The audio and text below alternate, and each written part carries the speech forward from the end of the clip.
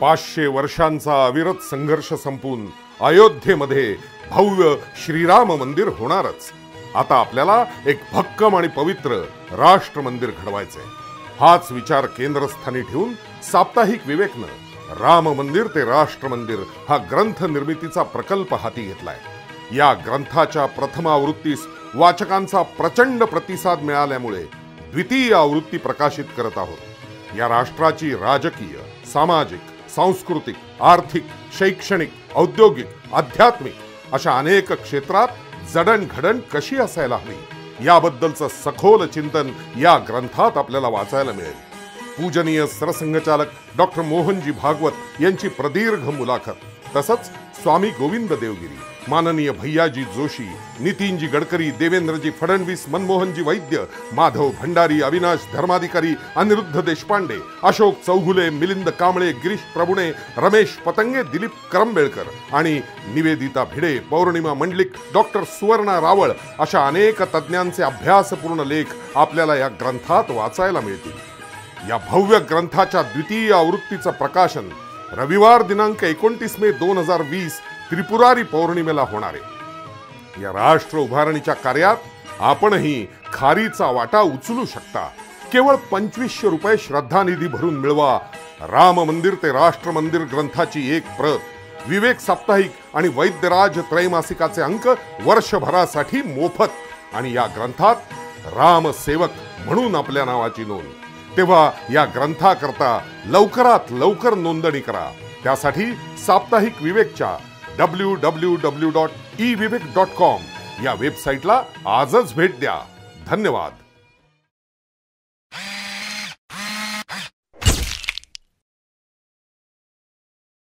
नमस्कार। सभी महानुभावों को हृदयपूर्वक प्रणाम। इस पुस्तक विमोचन के कार्यक्रम में आप सभी का हृदयपूर्वक स्वागत। जैसा कि हम सभी जानते हैं, हिंदुओं का 5 सदी से चल रहा संघर्ष 5 अगस्त 2020 को समाप्त हो गया। भव्य राम मंदिर की निर्मिति का शुभारंभ हुआ हमारे आदरणीय प्रधानमंत्री नरेंद्र जी मोदी के कर कमलों द्वारा और पूजनीय सरसंघचालक डॉक्टर मोहनजी भागवत की प्रमुख उपस्थिति में। संघर्ष तो समाप्त हो गया, अब भव्य राम मंदिर का निर्माण तो होने ही वाला है। लेकिन साप्ताहिक विवेक ने और एक निश्चय किया कि इस राम मंदिर के अनुष्ठान पर भव्य राष्ट्र मंदिर की निर्मिति भी होनी चाहिए। और इसी को मद्देनजर सामने रखते हुए साप्ताहिक विवेक ने एक भव्य ग्रंथ का निर्माण किया है जिसका नाम है राम मंदिर से राष्ट्र मंदिर तक। मराठी में प्रकाशित होने वाला ये ग्रंथ आज जिसका विमोचन होने जा रहा है विजयादशमी के मुहूर्त पर, इस कार्यक्रम में आप सभी का स्वागत। मैं साप्ताहिक विवेक के समन्वयक एवं विवेक व्यासपीठ के कार्यवाह माननीय महेश जी पोहनेरकर को इस कार्यक्रम का प्रास्ताविक करने के लिए आमंत्रित करता हूं। आदरणीय महेश जी पोहनेरकर। नमस्कार। मागील 72 वर्षांपासून साप्ताहिक विवेक माध्यम क्षेत्रात राष्ट्रीय विचार घेऊन काम करीत आहे हे आपण सर्वजण जाणतात। सामाजिक आणि सांस्कृतिक क्षेत्रात देखील विवेक समूहाने एक महत्त्वपूर्ण काम सुरू केलेले आहे। साप्ताहिक विवेक, हिंदी विवेक, शिक्षण विवेक, युवा विवेक, स्पार्क, विवेक विचार मंच इत्यादी अनेक प्रकल्पांच्या माध्यमातून राष्ट्रीय विचार समाजापर्यंत कसा अधिक पोहोचेल यासाठी विवेक सातत्याने प्रयत्न करत आहे। याच प्रयत्नामधील एक महत्त्वाचा भाग म्हणून भविष्यातील भारताचा वेध घेणारं राम मंदिर ते राष्ट्र मंदिर हा ग्रंथ विवेक प्रकाशित करत आहे। आज याचे प्रकाशन करताना आम्हाला अत्यंत आनंद होता। या ग्रंथाच्या अनुषंगाने हाती घेतलेल्या वर्गणीदार बाळ योजनेला केवळ महाराष्ट्रातूनच नव्हे, केवळ देशातूनच नव्हे तर परदेशातून देखील वाचकांनी उदंड प्रतिसाद दिला आणि म्हणूनच या ग्रंथाच्या द्वितीय आवृत्तीचे प्रकाशन देखील आम्ही लवकरच करू आणि त्याची नोंदणी देखील आम्ही आजपासून सुरू करत आहोत।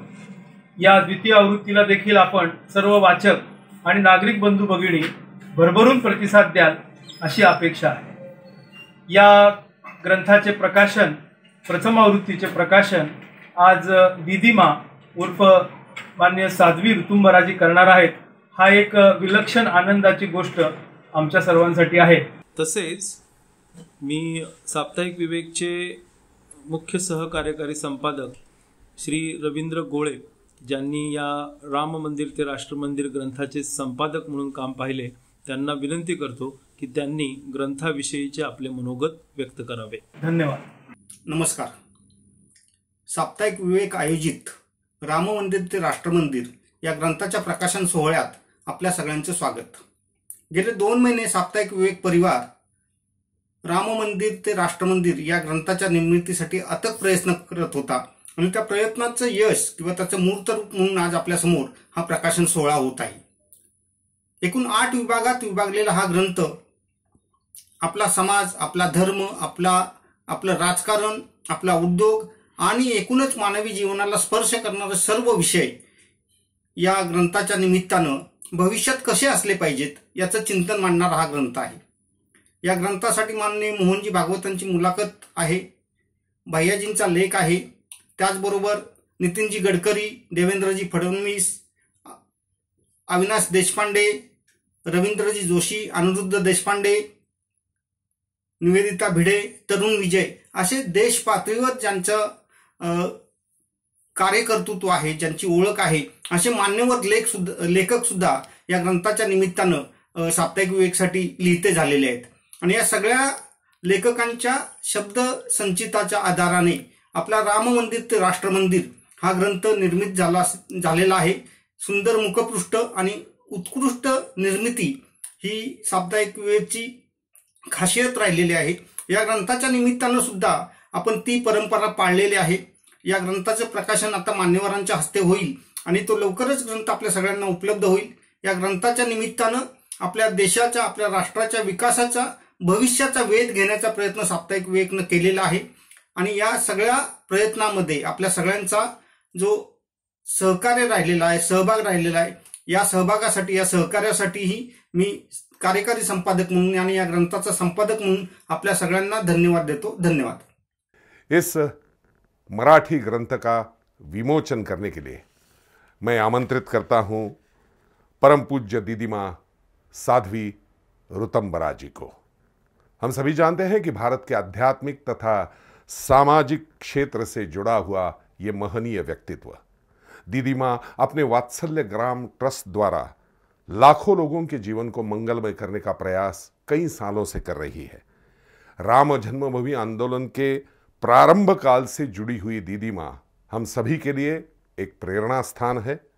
मैं दीदी माँ से विनती करता हूँ अपने करकमलों द्वारा राम मंदिर से राष्ट्र मंदिर तक इस भव्य ग्रंथ का विमोचन करें. साथ ही मैं आमंत्रित करता हूँ ABM के कार्यकारी संचालक आदरणीय प्रकाश जी राणे को, आप भी इस पुस्तक का विमोचन करें.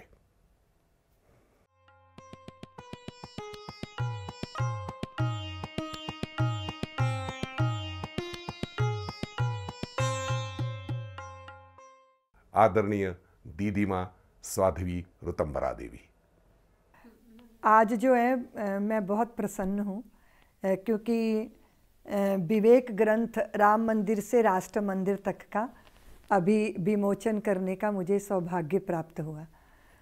महाराष्ट्र के अंदर ही नहीं अपितु पूरे विश्व को जहाँ भारतीय मन, भारतीय चेतना, भारतीय चिंतन, भारतीय श्रद्धा, भारत की भक्ति विराजमान है, उन सब भावों को स्पंदित करने के लिए, उनको जो है पोषण करने के लिए साप्ताहिक विवेक प्रकाशित होता है. बड़ी विपरीत काल में जब हालात अच्छे नहीं थे, राजनीतिक अनुकूलताएं नहीं थीं, प्रतिबंधों की जटिल जंजीरें थीं और उन सारे प्रतिकूल वातावरण में से जो है वो विवेक का जन्म हुआ. निश्चित रूप से वैसे भी अगर हालात और परिस्थितियां प्रतिकूल होती हैं उस समय दो ही रास्ते होते हैं.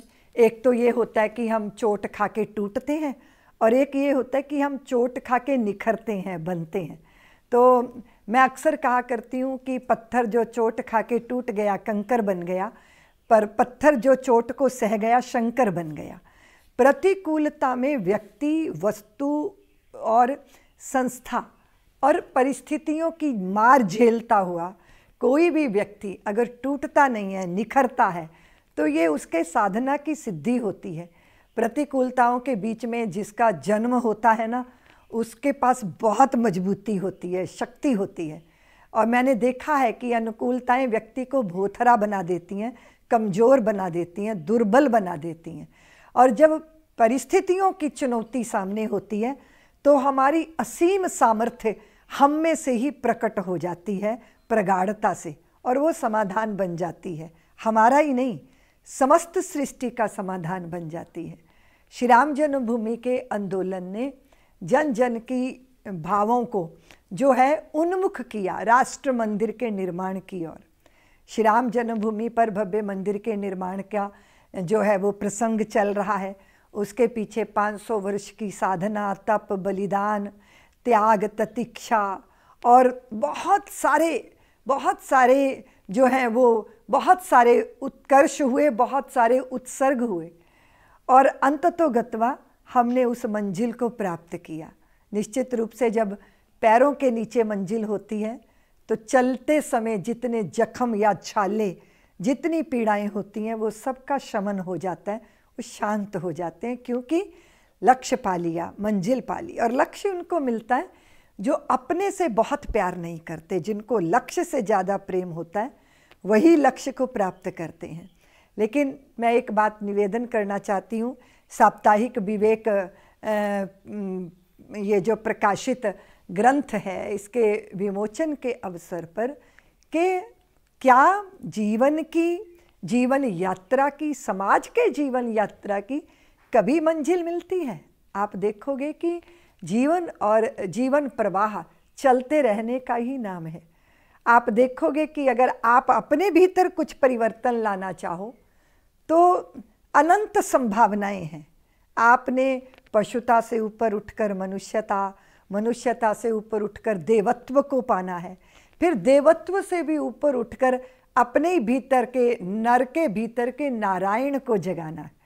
किसी भी मनुष्य को जब लक्ष्य दिया जाता है तो वो लक्ष्य छोटा मोटा नहीं है, धर्म ग्रंथों के द्वारा दिया गया, नर से नारायण होने का लक्ष्य दिया गया। आप अपनी क्षुद्र चित्तवृत्तियों से ऊपर उठें, मानसिक जो छोटी मोटी लालसाएं हैं उनसे मुक्त हो, विनिर्मुक्त हों, और अपनी चेतना में, अपनी आत्मा में विराजें। और आत्मा तो परमात्मा का अंश है, इसीलिए अंशी का चिंतन करें, श्रेष्ठ का चिंतन करें। भारत जैसे देश ने सदैव इसी चिंतन को सर्वोपरि चिंतन माना और ऐसे ही चिंतन के लिए अपनी चेतना को समर्पित किया। ऐसे भारत, ऋषियों के भारत को, मुनियों के भारत को, ज्ञानियों के भारत को बिखरते हुए देखना या फिर क्षुद्र लालसाओं के लिए व्याकुल होकर अवसाद में डूबते देखना जरा भी शोभा नहीं देता। राष्ट्र मंदिर का निर्माण तब होता है जब राष्ट्र के नागरिकों का निर्माण होता है। नागरिकों का निर्माण किस टकसाल में होता है हम अच्छे से जानते हैं।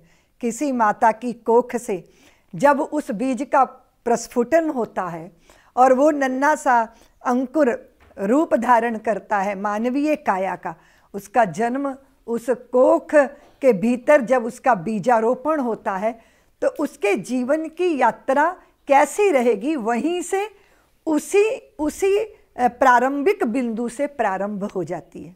कोख और गोद का संस्कार बड़ा प्रबल संस्कार होता है।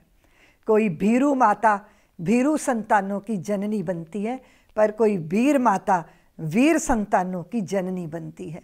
कोई उत्कर्ष को उपलब्ध यानी चेतना के उदात्त शिखरों पे बैठी हुई माता साधारण संतानों को जन्म नहीं देती, बल्कि वो तो अपनी कोख से ऐसी संतानों को जन्म देती है जिसको देखकर, जिसके आचरण और व्यवहार को देख के लोग कहते हैं कि ये तो कोई अवतारी पुरुष है, ये तो कोई महापुरुष है।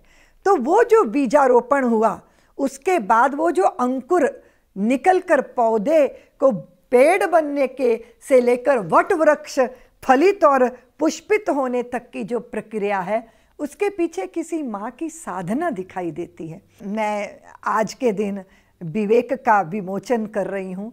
शक्ति के दिन चल रहे हैं, शक्ति की आराधना के दिन चल रहे हैं, और कदाचित हम मानते हैं कि भगवती सम्मुख हमारे है, लेकिन यह भी निश्चय करना चाहिए कि भगवती स्वयं हम हैं, हमारे अंतर में ही शक्ति है। क्या वो शक्ति है कि हम अपने अंतर के दूषणों को देख सकें, और क्या हमने उस शक्ति को अर्जित कर लिया कि हम अपनी दुर्बलताओं पर विजय पा सकें, अपने मन के स्वामी बन सकें, अपनी इंद्रियों पर स्वामित्व अर्जित कर सकें। फिर निश्चित रूप से नवरात्रों की साधना भी सफल हो जाती है, क्योंकि अब शक्ति का जागरण बाहर नहीं भीतर हो चुका है। भीतर से शक्ति का जागरण जब होता है तो हम में सामर्थ्य आती है, हम में सामर्थ्य आती है। वो जो हमें कमज़ोर करता है उसको अपने से अलग करने की सामर्थ्य आती है। आप देखिए कि कोई भी देश, कोई भी समाज, कोई भी संस्था, कोई भी परिवार बलवती, मजबूत और स्वस्थ और प्रसन्न कब होता है? जब उससे जुड़े हुए व्यक्तियों का मानसिक और शारीरिक संतुलन संतुलित होता है। उनकी सामर्थ्य, उनका स्वास्थ्य और उनका मानसिक स्वास्थ्य, उनका आत्मिक बल और उनका भावनात्मक धरातल और उनकी बौद्धिक सामर्थ्य अपनी पूरी संपन्नता पर, अपने पूरे उत्कर्ष पर होती है। अगर आधी अधूरी मानसिकता, बिखरी हुई, खंडित कुंठित स्वाभिमान और बड़ा प्रबल अहंकार लोगों में होता है, तो ना संस्था और ना परिवार और ना कोई समाज, ना कोई राष्ट्र, और यहाँ तक कि वैश्विक तल पर भी हम बिखराव ही बिखराव देखते हैं, अवसाद ही देखते हैं, युद्धों की कहानियाँ देखते हैं, हताशा और विषाद देखते हैं। अगर भारत को भारत बने रहना है तो भारतीयों को भारत का चिंतन करना होगा। भारत का चिंतन क्या है? तेन त्यक्तेन भुंजीथा मा गृधा कस्य स्विद्धनम। अगर आपने त्यागपूर्वक नहीं भोगा तो भोग आपको भुक्त कर देगा, नष्ट कर देगा, आपको लील लेगा और आपकी शांति के कबाड़े कर देगा। इसलिए तेन त्यक्तेन भुंजीथा, त्यागपूर्वक भोगो, ये ऋषि का मार्गदर्शन है।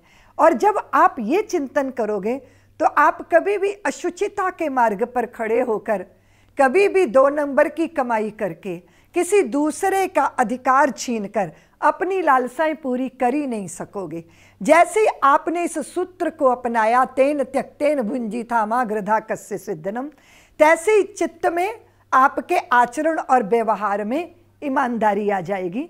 आप कभी भी दूसरे के धन की तरफ नहीं देखेंगे, उसे लोष्ठवत मानेंगे, उसे मिट्टी मानेंगे। और जैसे ही आप यह समझेंगे कि तेन त्यक्तेन भुंजीथा मा गृधा कस्य स्विद्धनम, तो आप कभी भी किसी अपनी लालसा को इतना बलवती नहीं होने दोगे कि वो स्त्री को मात्र शरीर देखे। वो स्त्री को देखेगा लेकिन उसमें माँ को देखेगा, भगनी को देखेगा, मित्र को देखेगा, प्रेयसी को देखेगा, लेकिन भोगने के लिए नहीं, अपितु अपने प्रेम का अर्घ समर्पित करने के लिए। इसलिए मूल दृष्टि वेद से प्राप्त होती है। वेद क्या देता है? बुद्धि को विवेक देता है। मैंने विवेक ग्रंथ का विमोचन किया है। बुद्धि वो श्रृंगारित होती है जिसके पास विवेक होता है। बुद्धि के आंगन में अगर विवेक का दिया जगरमगर करता है तो आपको ये पता होता है कि ये अशुचित और ये शुचि है, ये अपवित्र है और ये पवित्र है, ये करने योग्य है और ये करने योग्य नहीं है, ये वंदनीय है और ये निंदनीय है। ये विवेक होना बहुत जरूरी है। ऐसा विवेक, ऐसे विवेक का दीप जब हमारे बुद्धि के आंगन में जगरमगर करता है, प्रकाशित होता है, आलोकित होता है, तो उसका प्रभाव हमारी चिंतन और हमारे विचार पर पड़ता है। जब विचार में शुचिता होती है तो हमारे आचरण में पवित्रता आ जाती है, क्योंकि अब हमें पता है कि ये जगत नष्ट प्राय ही होता है। जो शरीर मिला है वो भी एक दिन चला जाएगा, और कब चला जाएगा पता नहीं, 10 मिनट में, 10 घंटे में, हो सकता है 10 साल भी लग जाए।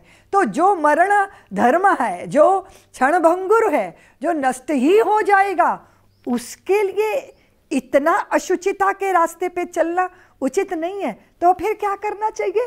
साधन धाम मोक्ष कर द्वारा इस शरीर का उपयोग होना चाहिए। अपने राष्ट्र के निर्माण के लिए, समाज की सेवा के लिए। जग की सेवा खोज अपनी प्रेम हरि से कीजिए, जिंदगी का राज है ये जानकर जी लीजिए। साधना की राह पर साधन किसी का है दिया, मैं नहीं मेरा नहीं ये तन किसी का है दिया। जो भी अपने पास है वो धन किसी का है दिया, देने वाले ने दिया वो भी दिया किस शान से।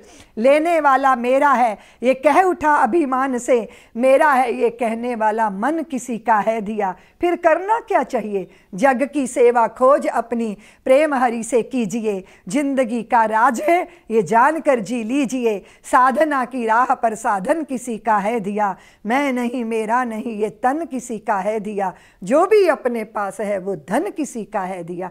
ये विवेक जागृत होते ही आप चलते फिरते तीर्थ बन जाएंगे। बहुत अच्छा है तीर्थों पे जाना, लेकिन बहुत ज़्यादा अच्छा है स्वयं तीर्थ बन जाना। बहुत अच्छा है पूजा करना, पर बहुत श्रेष्ठ है कि आप स्वयं ही पूजा का विग्रह बन जाएं। बहुत अच्छा है किसी संत की आराधना करना, पूजा करना, पर कितना खूबसूरत है अपने भीतर के संतत्व को जागृत कर लेना।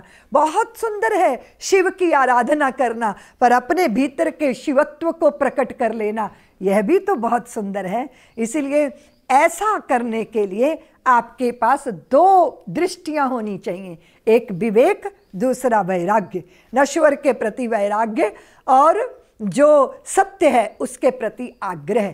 ऐसा ही भारत रहा, सदैव रहा। इसलिए ऐसे भारत ने जीवन के बड़े उत्कर्षों को जिया।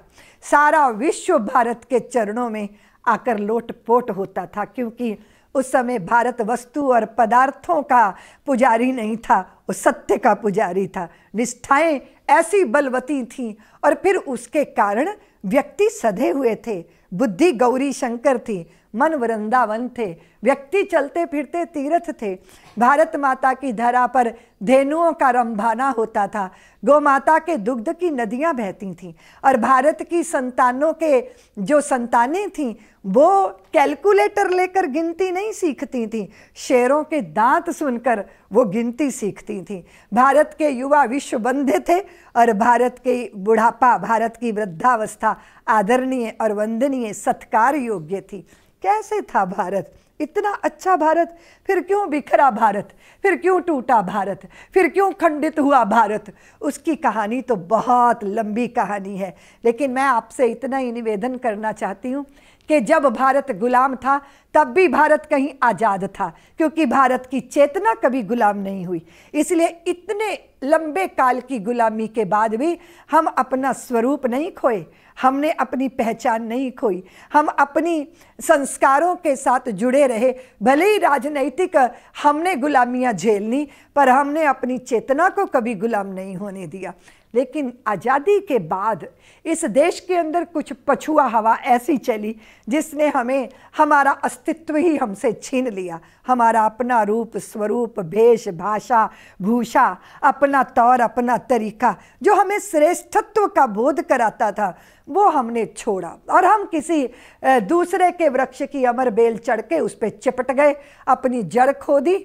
और उसका दुष्परिणाम ये हुआ कि अवसाद है, हताशा है, बलात्कार है, हत्याओं की घटनाएं हैं, आरोप प्रत्यारोप है, जातिवाद का राक्षस है और पार्टियों का शोर शराबा है, अहंकारों के लड़ाइयाँ हैं और तथाकथित उपलब्धियों के परचम लहराने की चाह है। मेरा झंडा, मेरा एजेंडा, मेरा डंडा, इस तरह का ड्रामा है। और कदाचित हम समझते कि ये सब व्यर्थ है, व्यर्थ है ये सब, इसके लिए जीवन अर्पित नहीं किया जा सकता।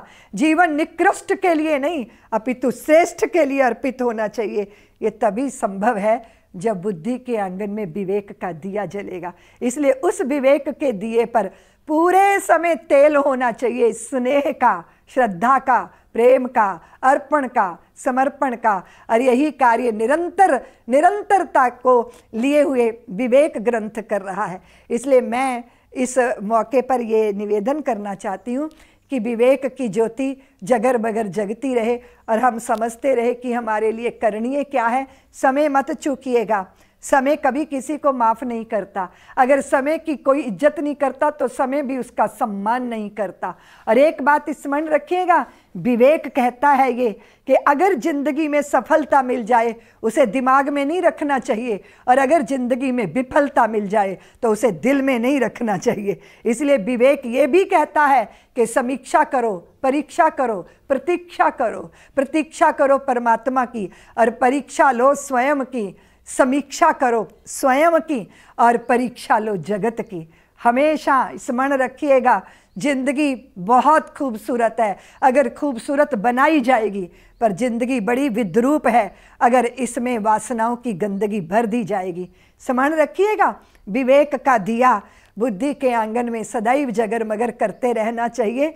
सीख सुनहरी पुरखों की रखना हरदम याद, किया वक्त बर्बाद जिन्होंने हुए वही बर्बाद।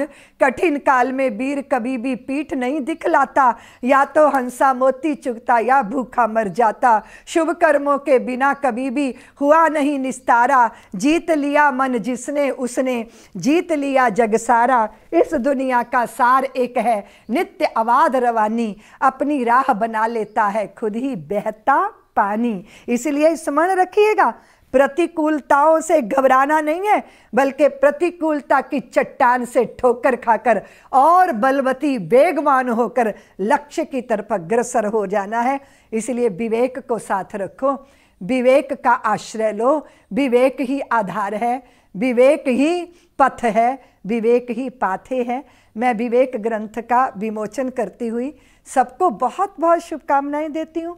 उनको जिन्होंने विवेक के दीप को लगातार जला के रखा, उन कार्यकर्ताओं को जिन्होंने आत्मविलोपी साधना की, स्वयं को छिपा के रखा पर विवेक को प्रकट किया, उन सबको बहुत बहुत साधुवाद देती हुई और विवेक ग्रंथ की सफलता के लिए ईश्वर से प्रार्थना करती हुई और पूरी टीम को शुभकामनाएं देती हुई मैं अपनी वाणी को विराम देती हूँ। जय भारत, जय भारती। बहुत बहुत धन्यवाद दीदी माँ। अब मैं आमंत्रित करता हूं साप्ताहिक विवेक के राकेश सोनार जी को, वे आभार प्रकट करें। नमस्कार, मी राकेश सोनार। आजच्या या भविष्यातील भारताच्या विवेक देणाऱ्या राम मंदिर ते राष्ट्र मंदिर या ग्रंथाच्या प्रकाशन कार्यक्रमात आपण सर्वजण उपस्थित राहिलात याबद्दल आपले सर्वांचे मनपूर्वक आभार। आजच्या कार्यक्रमाचे प्रमुख वक्त्या पूज्य साध्वी स्वतंबराजी वात्सल्यग्राम वृंदावन यांचे मनपूर्वक आभार। तसेच या कार्यक्रमात उपस्थित ABM नॉलेजवेअरचे व्यवस्थापकीय संचालक प्रकाशजी राणे यांचे मनपूर्वक आभार। तसेच आजच्या या कार्यक्रमाचे सूत्रसंचालक सुप्रसिद्ध सिने अभिनेते श्री राहुल सोलापूरकर यांचे मनपूर्वक आभार। आपल्या सर्वांचे सहकार्य साप्ताहिक विवेकला सदैव होत असते, असंच सहकार्य यापुढे भविष्यात राहील अशी अपेक्षा ठेवतो। पुनश्च एकदा आपल्या सर्वांचे मनपूर्वक आभार मानतो।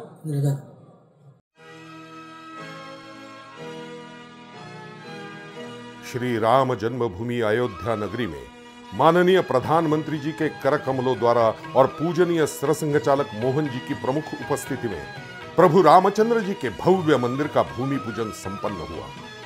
हिंदू समाज का अपनी अस्मिता का 5 सदियों से चल रहा संघर्ष समाप्त हो गया और एक नए पर्व का शुभारंभ हुआ।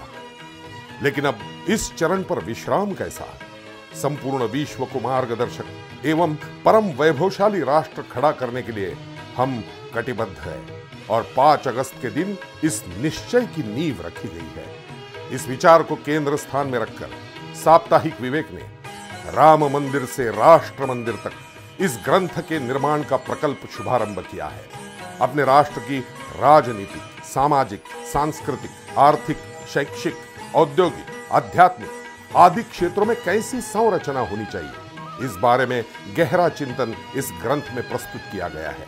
इस ग्रंथ में पूजनीय सरसंघ चालक डॉक्टर मोहन जी भागवत जी का विस्तृत साक्षात्कार तथा स्वामी गोविंद देवगिरी, माननीय भैया जी जोशी, मनमोहन जी वैद्य, मिलिंद कांबळे, रमेश पतंगे, दिलीप करंबेलकर आदि मान्यवरों के लेख समाविष्ट है। इस मौलिक ग्रंथ का प्रकाशन 12 जनवरी 2021 को स्वामी विवेकानंद जी के जन्मदिन पर होगा। राष्ट्र मंदिर खड़ा करने के कार्य में हम भी अपना योगदान दे सकते हैं। मात्र ₹2500 श्रद्धा निधि देकर प्राप्त कीजिए इस ग्रंथ की एक प्रति। हिंदी विवेक मासिक पत्रिका की साल भर सस्नेह भेंट एवं हमारा मौलिक संविधान ये पुस्तक भेंट स्वरूप तथा इस ग्रंथ में राम सेवक के रूप में आपका उल्लेख। शीघ्रातिशीघ्र पंजीयन करने हेतु साप्ताहिक विवेक के इस वेबसाइट पर संपर्क करें www.evivek.com। धन्यवाद।